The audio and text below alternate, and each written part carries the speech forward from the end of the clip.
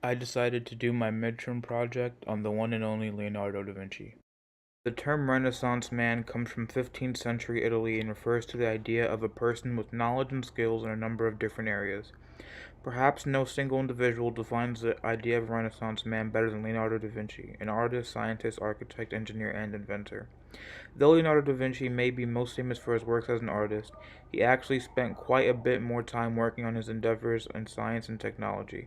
Of course, his detailed sketches and distinct artistry played a large role in his inventions, and his sketchbooks later provided evidence that da Vinci had envisioned many ideas long before the technology to build them actually existed. Leonardo da Vinci was born on April 15, 1452, near the Tuscan town of Vinci. He was the illegitimate son of a local lawyer and became the apprentice to sculptor and painter Andrea del Verrocchio in Florence, and in 1478 became an independent master. In about 1483 he moved to Milan and began working for the ruling Sforza family as an engineer, sculptor, painter, and architect. From 1495 to 1497 he produced a mural of the Last Supper. Da Vinci was in Milan until the city was invaded by the French in 1499. During his return to Florence he painted several portraits, but the only one that survives is the famous Mona Lisa. In 1506 Da Vinci returned to Milan, remaining there until 1513. In 1517, at the invitation of French King Francis I, Leonardo moved to Château de Clou near Amboise in France, where he died on May 2, 1519. Leonardo da Vinci was a painter, sculptor, architect, inventor, military engineer, and draftsman. With a curious mind and keen intellect, da Vinci studied the laws of science and nature, which greatly assisted him. His ideas and body of work have influenced countless artists and made him a pioneer of the Italian Renaissance. Lisa, an oil painting on a poplar wood panel, is probably the world's most famous painting. It now hangs in the Louvre in Paris, where it remains an object of pilgrimage in the 21st century. There have been numerous interpretations regarding the identity of the woman, however, there is no definitive answer. Some theories state that she is Lisa del Giocondo, the wife of the Florentine merchant Francesco de Bartolomeo del Giocondo, hence the alternative title to the work, La Gioconda. Another theory was that the model may have been Leonardo's mother, Caterina. That interpretation was put forth by, among others, Sigmund Freud, who seemed to think that the Mona Lisa's mysterious smile emerged from an unconscious memory of Caterina's smile. A third suggestion was that the painting was, in fact, Leonardo's self-portrait, given the resemblance between the sitter's and the artist's facial features. She is widely believed to have been a Catholic, as it was the predominant religion of Italy in the 15th century. However, it isn't that black and white. Da Vinci's relationship to Catholicism involved a careful balance between his scientific preoccupations and the intensity with which he explored the ideas surrounding religious beliefs.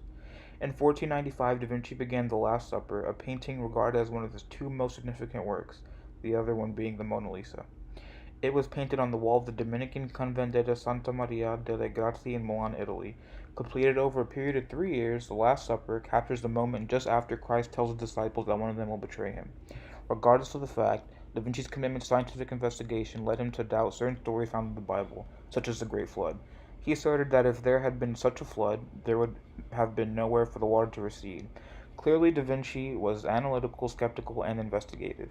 It can even be easily argued that his religious paintings were driven by the fact that he was paid to do such work. Vitruvian Man, a late 15th century drawing, is intended to explore the idea of proportion.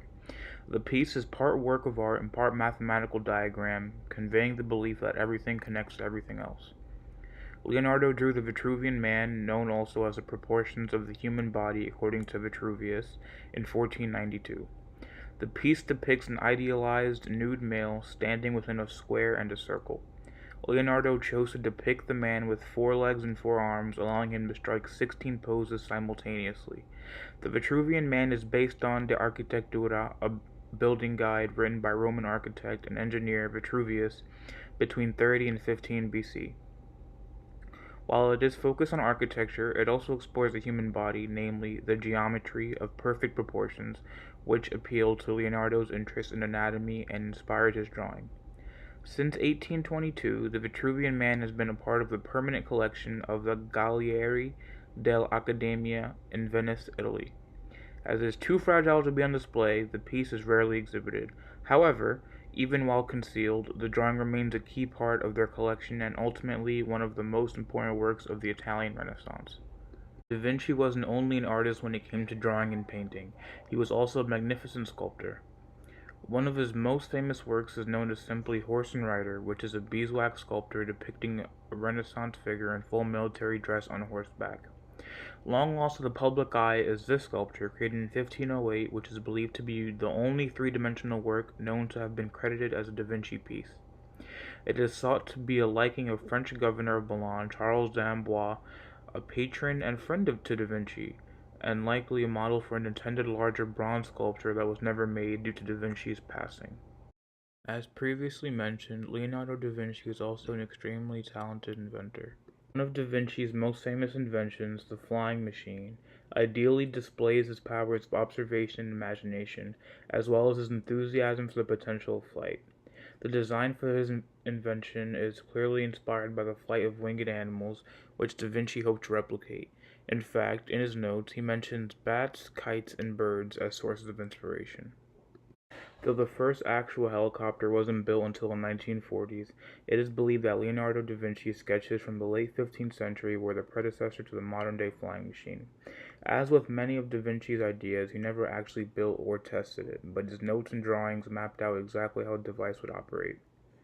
According to da Vinci, if this instrument made with a screwball be well made, that is to say, made of linen of which the pores are stopped up with starch and be turned swiftly, the said screw will make it spiral in the air and it will rise high.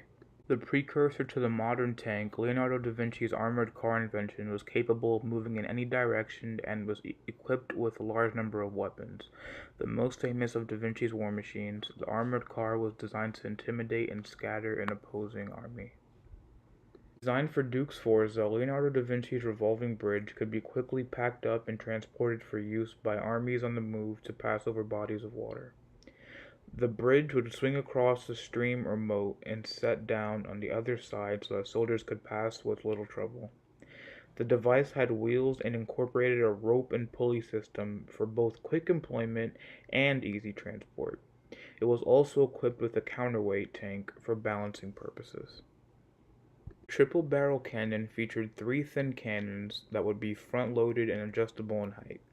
Unlike a traditional cannon where one shot would be fired before reloading, da Vinci's cannon allowed soldiers to load 3 shots at once, enabling them to fire more frequently.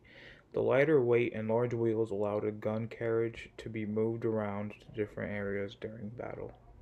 The first link is where I found all the information in regards to da Vinci's religious beliefs and influences. Link number 2 provided me with all the information I included in regards to the Last Supper. The third link has a list of all of da Vinci's inventions.